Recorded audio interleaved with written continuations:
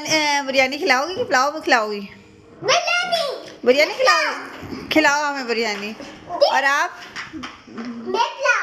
पुलाव खिलाओगी? चलो आप मुझे पुलाव खिलाओ और आप मुझे बिरयानी खिलाओ, ठीक है? पहले मैं कबाब तो बना लूंगी। मेरे पास चाय भी है।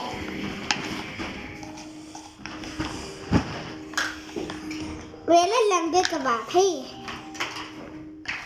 और ये मेरे बिरयानी, मेरा चावल पुलाव और ये सलाद और पुलाव है, इसको भी ये मेरे चावल है।